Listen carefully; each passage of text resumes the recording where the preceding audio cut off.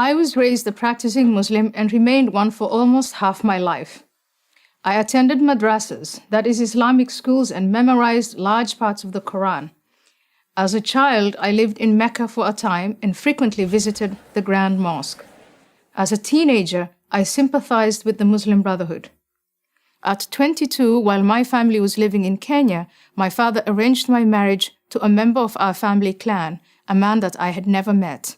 I ran away, made my way to Holland, studied there, and eventually was elected a member of the Dutch Parliament. Now I live in the United States. In short, I have seen Islam from the inside and the outside. I believe that a reform of Islam is necessary and possible, and only Muslims can make that reform a reality.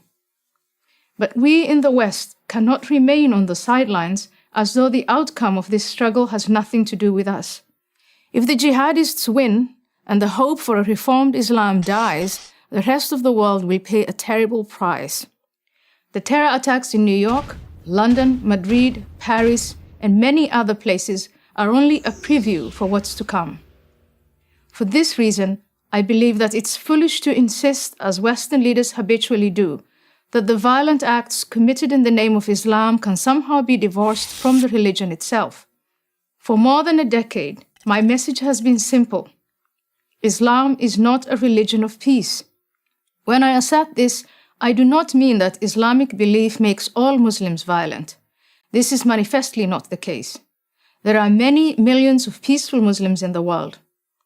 What I do say is that the call to violence and the justification for it are explicitly stated in the sacred texts of Islam. Moreover, this theologically sanctioned violence is there to be activated by any number of offenses, including, but not limited to, adultery, blasphemy, homosexuality, and apostasy, that is, to leave Islam. Those who tolerate this intolerance do so at their peril.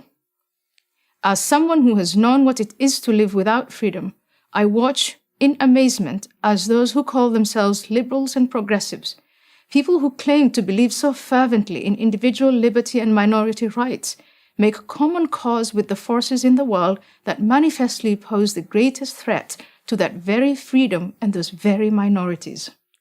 In 2014, I was invited to accept an honorary degree from Brandeis University for the work I have done on behalf of women's rights in the Muslim world. That invitation was withdrawn after professors and students protested my criticism of Islam. My subsequent disinvitation, as it came to be called, was no favor to Muslims, just the opposite. By labeling critical examination of Islam as inherently racist, we make the chances of reformation far less likely.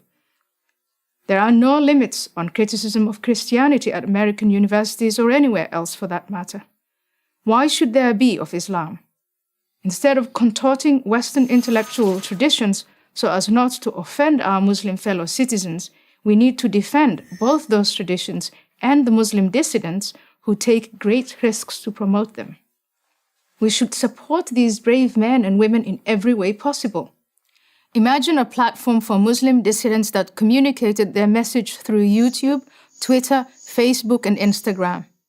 These are the Muslims we should be supporting for our sake as much as for the sake of Islam.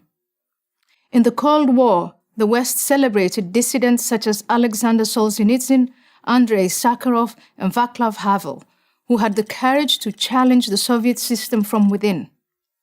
Today, there are many dissidents who challenge Islam, but the West either ignores them or dismisses them as not representative. This is a grave mistake.